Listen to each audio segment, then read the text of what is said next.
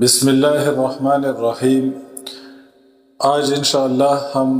سورہ انفال کا second last رکوع، اس کا لفظی ترجمہ اور اس کا مفہوم بیان کریں گے۔ اس رکوع میں ترغیب ہے قتال کی۔ اللہ تعالیٰ پیغمبر صلی اللہ علیہ وسلم سے فرماتے ہیں کہ مومنوں کو خوب ترغیب دیجیے قتال کی۔ اور دوسری اہم بات جو اس رکوع کے اندر بیان ہوئی ہے وہ یہ ہے کہ مومن اگر کم بھی ہوں گے تعداد میں تو اللہ تعالیٰ ان کو غلبہ دیں گے، کفار پر، کافروں پر اللہ تعالیٰ غلبہ دیں گے۔ اور قیدیوں کے بارے میں بیان ہے، جنگ بدر کے جو قیدی تھے، اور آخری آیت میں مال غنیمت کا تذکرہ ہے۔ اعوذ باللہ من الشیطان الرجیم، یا ایہا النبی حرض المؤمنین علی القتال ان یکن منکم 20 صابرون یغلبوا 200 وان یکن منکم 100 یغلبوا 1000 من الذین کفروا بانہم قوم لا یفقہون۔ یا ایہا النبی، اے نبی، اللہ تعالیٰ فرماتے ہیں پیغمبر صلی اللہ علیہ وسلم سے کہ اے نبی، حرض المؤمنین، مومنین کو ابھاریے، مومنین کو ترغیب دیجیے۔ تحرید یہ مبالغے کا صیغہ ہے، یعنی مومنین کو خوب ترغیب دیجیے، مومنین کو خوب ابھاریے۔ حرض المؤمنین علی القتال، لڑائی پر۔ قرآن کی کئی ایک آیات میں بھی قتال کی ترغیب ہے اور اس کے فضائل بیان ہوئے ہیں، اور سینکڑوں آیات ہیں جس میں قتال کا تذکرہ ہے قرآن پاک کی۔ اور پیغمبر صلی اللہ علیہ وسلم کی زندگی کا زیادہ حصہ یعنی بعثت کے بعد وہ جہاد میں گزرا، اور پیغمبر صلی اللہ علیہ وسلم کا ایک نام ہی نبی السیف ہے، تلوار والے نبی، اور پیغمبر صلی اللہ علیہ وسلم کا ایک نام نبی الملاحم ہے، گھمسان کی جنگوں والے نبی۔ اور پیغمبر صلی اللہ علیہ وسلم نے فرمایا کہ من مات ولم یغزو ولم یحدث به نفسہ مات علی شعبۃ من نفاق، کہ جو شخص ایسی حالت میں مرا کہ نہ اس نے قتال کیا، نہ اس نے جہاد کیا، اور نہ ہی اس کے دل میں جہاد کا خیال پیدا ہوا، تو وہ منافقت کے ایک شعبے پر مرا۔ اور پیغمبر صلی اللہ علیہ وسلم کی حدیث کا مفہوم ہے کہ جو شخص گھوڑا پالے، یعنی جہاد کی نیت سے جو شخص گھوڑا پالے، تو قیامت کے دن یعنی اس گھوڑے کو جو اس کی دیکھ بھال کی ہے، اس کو جو چارہ دیا ہے، اس کو جو خوراک دی ہے گھوڑے کو، اور جو اس کو پانی دیا ہے، اور گھوڑے کی لید اور گھوڑے کا پیشاب، یہ سارا کچھ اس کے ترازو میں یعنی نیکیوں کے ساتھ تولا جائے گا۔ اس پر بھی اس کو یہ بھی اس کی نیکیوں میں تولا جائے گا، یعنی گھوڑے کا جو پیشاب ہے۔ تو اتنی بڑی اس کی فضیلت ہے، اور پیغمبر صلی اللہ علیہ وسلم نے اتنی اس کی ترغیب دی۔ تو اللہ تعالیٰ فرماتے ہیں کہ یا ایہا النبی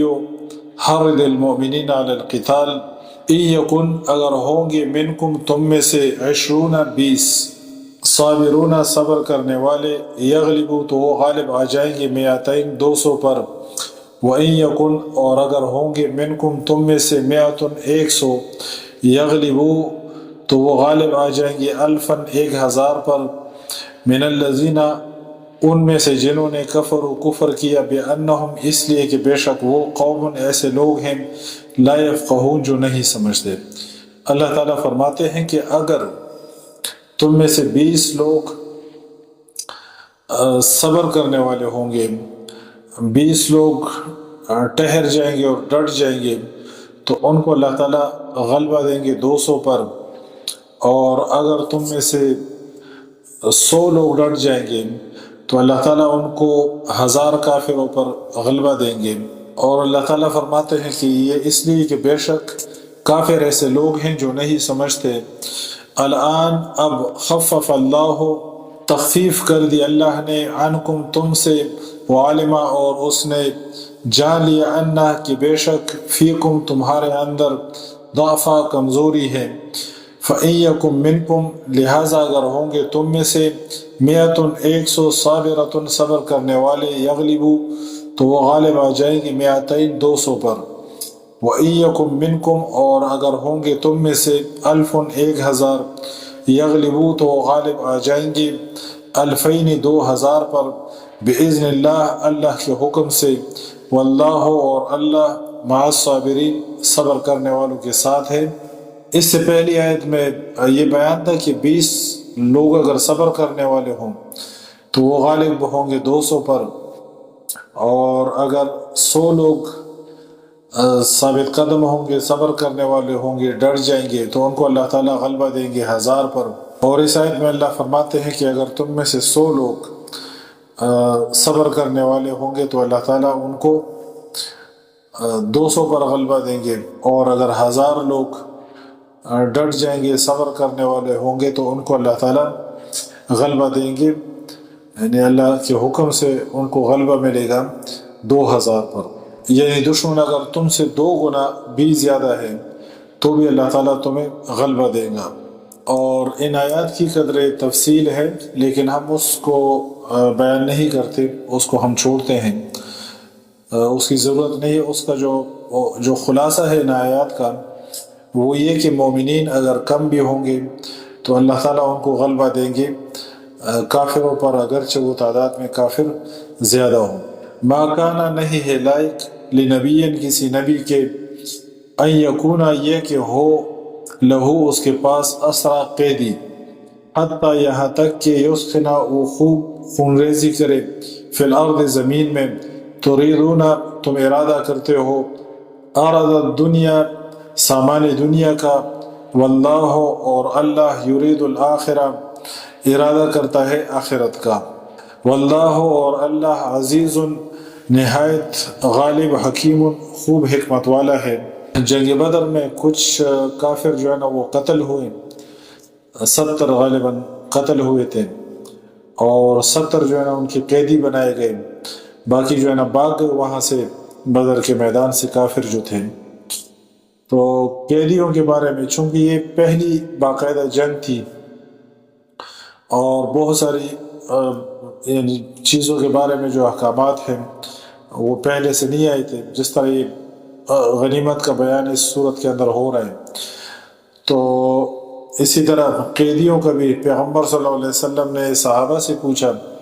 ان سے رائے لی کہ آپ لوگ کیا رائے ہے ان قیدیوں کے بارے میں، جو مشرکین کے قیدی۔ تو بعض صحابہ نے، عمر رضی اللہ عنہ نے یہ مشورہ دیا کہ ان کو قتل کر دیا جائے، یعنی ہر کسی کو اپنا اپنا رشتہ دار حوالے کیا جائے اور ان کو قتل کیا جائے۔ بعض نے پھر مشورہ دیا فدیے کا، کہ ان سے فدیہ لے کے ان کو چھوڑ دیا جائے۔